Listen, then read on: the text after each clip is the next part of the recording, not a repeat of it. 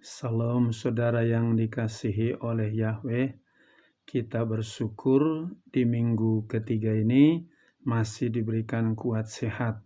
Saat ini kita mau dengarkan firman Yahweh, namun sebelumnya kita berdoa. Bapa dalam surga yang kami sembah dalam nama Yesus HaMasiah, hati kami penuh rasa syukur kepadamu atas pertolonganmu, penjagaanmu, pemeliharaanmu dalam hidup kami. Saat ini kami mau dengarkan firman Yahweh. Roh Kudus surapi kami agar kami dikuatkan, diteguhkan lewat firman-Mu. Kami sambut firman-Mu dalam nama Tuhan Yesus akan berdoa. Haleluya. Amin. Pada kesempatan ini saya bawakan firman yang terambil dari Matius 11 ayat 28 sampai dengan 30 yang berbunyi demikian. Marilah kepadaku kamu semua yang berlelah dan berbeban berat, dan aku akan menyegarkan kamu. Pikulah kuku atasmu dan belajarlah daripadaku, sebab aku lemah lembut dan rendah hati, dan kamu akan mendapatkan kelegaan bagi jiwamu. Karena kuku itu halus dan bebanku itu ringan. Saudaraku, kita sering mendengar ayat ini, khususnya di ayat 28, marilah kepadaku kamu yang letih lesu dan berbeban berat kepadaku. Semua orang punya pergumulan masalah, tetapi pada saat ini saya tidak membahas itu, tetapi saya akan membahas bagaimana kita tahu meneladani Yesua. Temanya hari ini, meneladani Yesua. Di dunia ini ada banyak tokoh pendidikan, tokoh agama, tokoh politik, dan lain-lain. Mereka punya kelebihan, tetapi punya kekurangan juga. Tetapi Tuhan Yesus datang ke dunia ini memberikan teladan yang sempurna, makanya kita harus meneladani Yesus agar kita bisa masuk ke dalam kerajaan surga. Karena kalau kita tidak meneladani sifat daripada Tuhan Yesus, kita tidak mungkin berkenan kepadanya dan tidak mungkin kita bisa masuk di dalam rumah Bapa di surga. Oleh karena itu, kita mau belajar teladan apa yang perlu kita teladani atau kita contoh dalam diri daripada Tuhan Yesus. Yang pertama adalah sifat lemah lembut. Sekali lagi, sifat lemah lembut. Lemah lembut itu bukan berarti ngomongnya pelan, tidak. Tetapi ngomongnya betul-betul menguatkan, meneguhkan, memberikan penjelasan yang jelas. Itu kita ingat di dalam Yohanes pasal 8 ayat 3-11, di mana ahli-ahli Taurat membawa seorang perempuan yang kedapatan berbuat zina. Dan mereka mengatakan menurut hukum Taurat Musa, orang kedapatan berbuat zina harus dirajam pakai batu sampai mati. Maka jawaban daripada Tuhan Yesus dengan lemah lembut, saya setuju. Silahkan di antara kamu yang belum pernah berbuat dosa, dia yang pertama kali melempari perempuan ini. Dan mereka satu demi satu pergi karena semua mereka sudah pernah berbuat dosa. Itu salah satu jawaban lemah lembut. Dan ketika orang sudah pergi semuanya, tinggal Tuhan Yesus dengan perempuan itu. Tidak ada yang lempar kamu, kata Tuhan Yesus kepada perempuan itu. Tidak ada Tuhan. Dia panggil Tuhan karena dia belum tahu itu adalah Tuhan Yesus. Maka jawaban Tuhan Yesus juga dengan lemah lembut. Aku pun tidak lempar kamu, pergi, jangan berbuat dosa lagi. Jadi dari satu sikap ini, dalam hidup kita sehari-hari, menghadapi situasi zaman yang semakin mengerikan, yang semakin keras, yang semakin jahat, belajarlah kita memiliki sifat lemah lembut seperti Tuhan Yesus. Kalau ada Tuhan Yesus di hati kita, ada Roh Kudus di dalam hidup kita, salah satu buah Roh Kudus itu adalah lemah lembut. Jadi jangan mengatakan saya pengikut Tuhan Yesus, tetapi engkau lawan daripada lemah lembut itu adalah kasar, ya, ekstrim, ya, sadis. Tetapi kita perhatikan tadi, Tuhan Yesus dengan lemah lembut menjawab baik ahli Taurat dan juga berkata kepada perempuan yang kedapatan berbuat zina itu dengan lemah lembut. Yang kedua, sifat apa yang perlu kita teladani daripada Tuhan Yesus? Sifat rendah hati. Di dalam Yohanes 13 ayat 13 sampai 17, kamu menyebut aku guru dan Tuhan, memang aku adalah guru dan Tuhan. Jika aku membasuh kakimu, maka engkau juga harus melakukan demikian. Pada umumnya di dunia ini, kalau punya jabatan, dia biasanya dilayani, bukan melayani. Anak buah yang disuruh semir sepatu, buka pintu mobil, angkat koper, dan segala macam. Tapi justru yang perlu kita teladani daripada Tuhan Yesus, Dia Tuhan, Dia Guru, Dia Juru Selamat, justru membasuh kaki murid-muridnya. Itulah sifat rendah hati.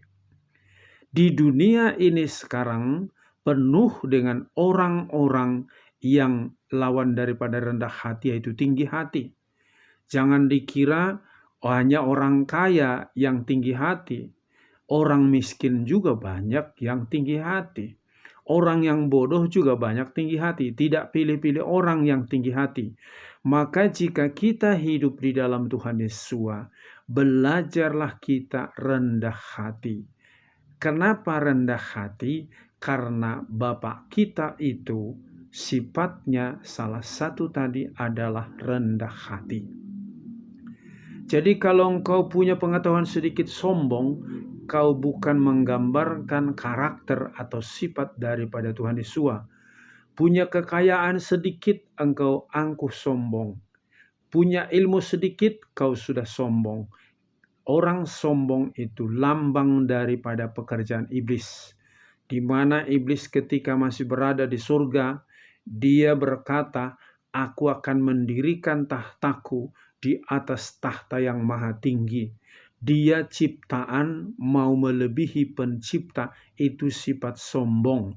Jadi kalau Tuhan Yesus ada di dalam hatimu, dalam hidupmu, sikap rendah hati itulah yang perlu kau praktekin dalam dirimu sehari-hari.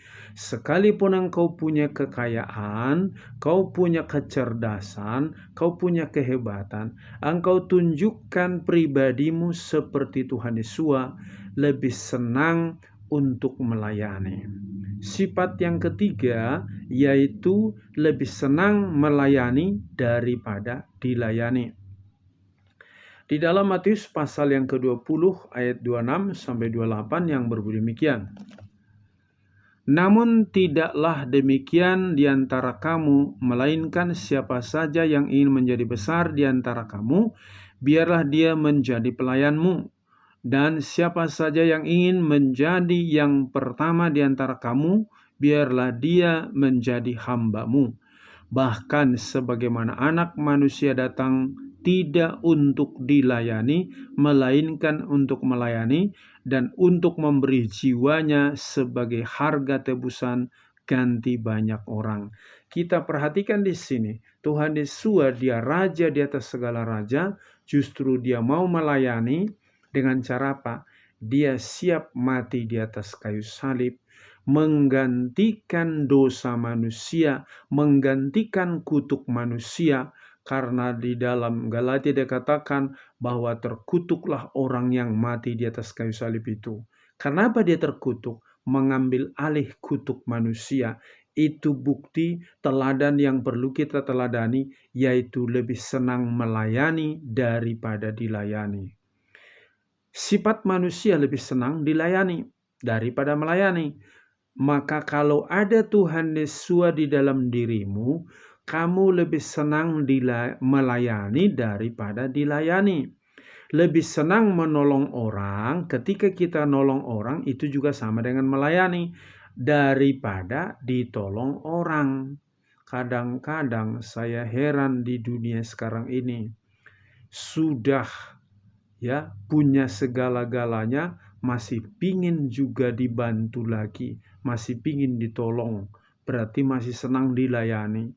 Harusnya kalau kita punya sesuatu, kita berbagi dengan sesama kita.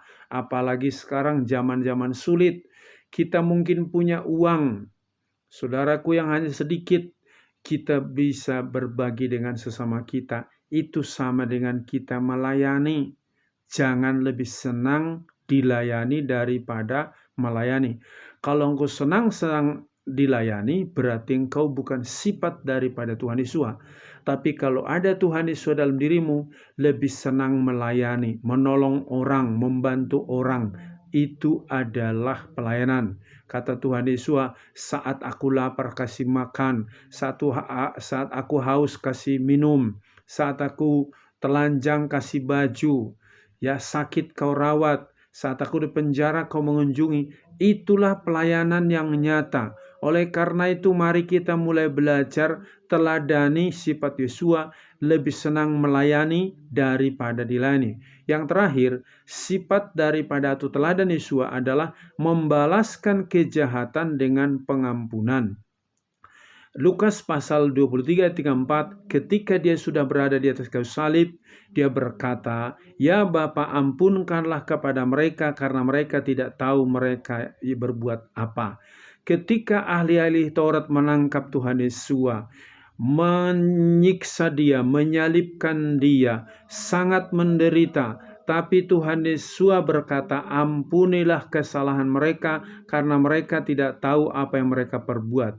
Jadi ini yang perlu kita teladani di dalam hidup kita, bahwa kita lebih mau membalaskan kejahatan dengan kebaikan, bukan membalaskan kejahatan dan kejahatan. Itu pekerjaan iblis.